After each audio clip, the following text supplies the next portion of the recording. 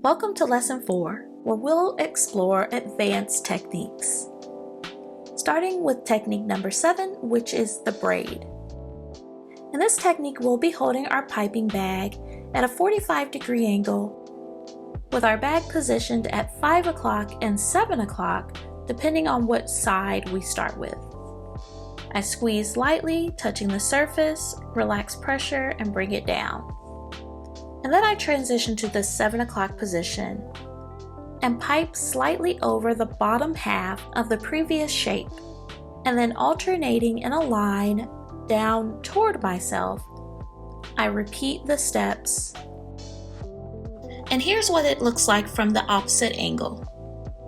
You could really see how I pipe and go over the previous shape.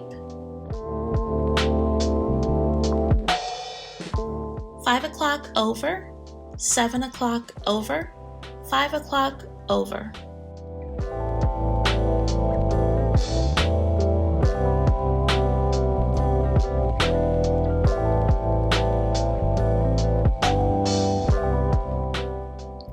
This technique is in real time and has not been sped up or slowed down.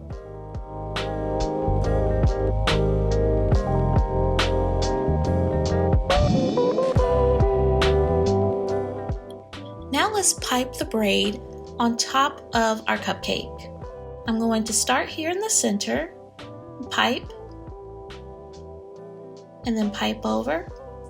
When we do a braid down our cupcake like this, it's so much easier to rotate the cupcake in our hand as we go down. And so you see me doing that. That's our first row. Now we go off to the side and continue covering the top of our cupcake with a braid technique, crossing over the piping.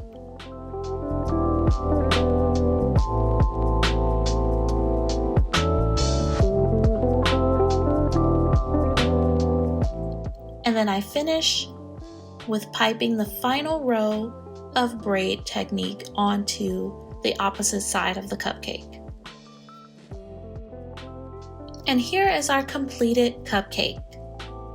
Now on to technique, which is the rope. Start this technique by piping a hill at a 45-degree angle in the 3 o'clock position. Next, we tuck the tip underneath that hill and pipe up and over the shape of the hill. And then we continue the process with tucking under and then piping up and over. Tucking under, pipe up and over. Tuck under, pipe up and over. This is what it looks like from the opposite angle. Remember, if you are left-handed, you will be holding your bag in your left hand at a 9 o'clock position and working from the right to the left. By piping up and over, we really take advantage of the volume of the rope technique.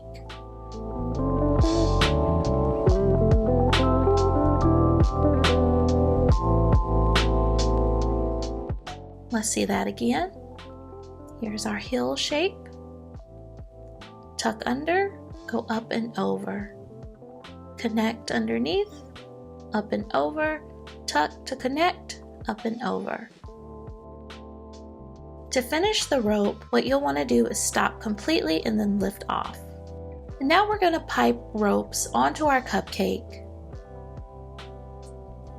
Starting at the top, we form the hill, like so, and then repeat the steps of tucking, piping up and over.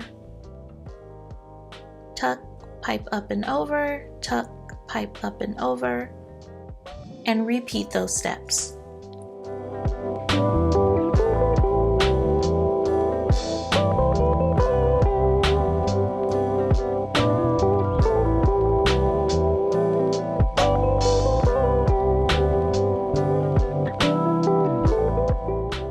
Just as I have done before, I'm repeating ropes on either side of the center rope that was created.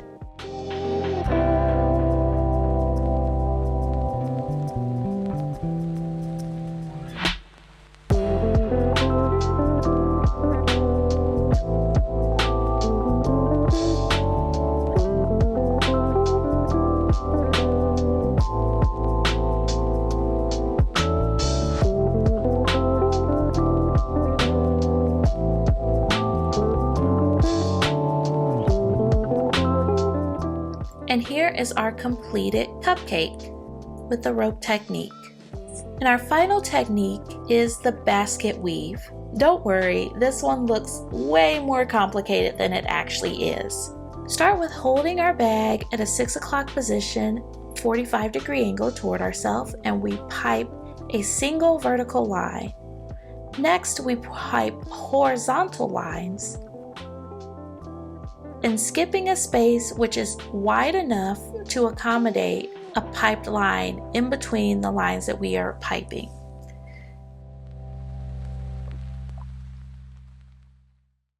Next, we pipe another vertical line, like so, and then alternating in the empty spaces, we pipe out our horizontal lines.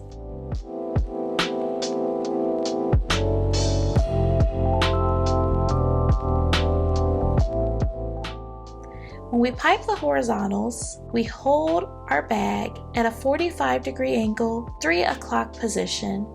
Whenever we pipe our vertical lines, we hold the bag at a 45-degree angle, 6 o'clock position, like so.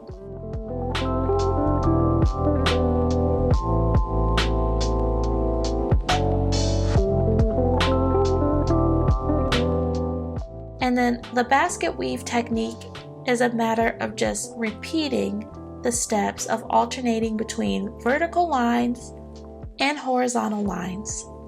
Here's the basket weave technique from the opposite angle.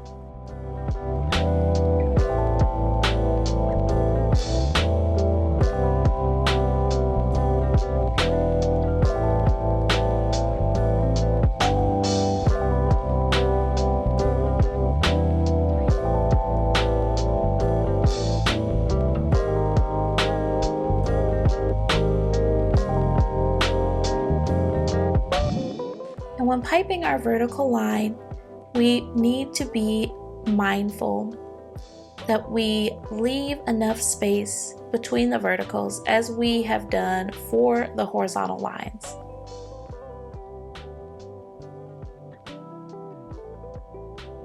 The closer they are together, the tighter the basket weave effect. The further apart they are, the looser the basket weave appears. And again, this technique is super simple. It's just a repetition of verticals, horizontals, verticals, horizontals. This technique is in real time and has not been sped up or slowed down.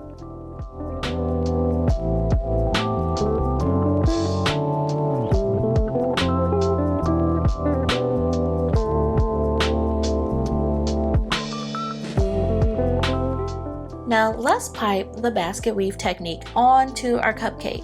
Here you'll see that I'm starting with a cupcake that's already iced. I'm taking my parchment paper and just smoothing out the top of that cupcake. When piping the basket weave technique, it's important to remember that there will be gaps between the verticals and horizontals.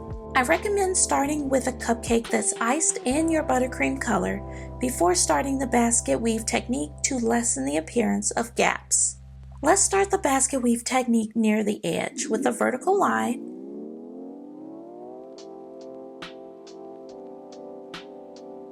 and then pipe the horizontal lines and repeat the steps with a vertical line and more horizontal lines to fill the gaps.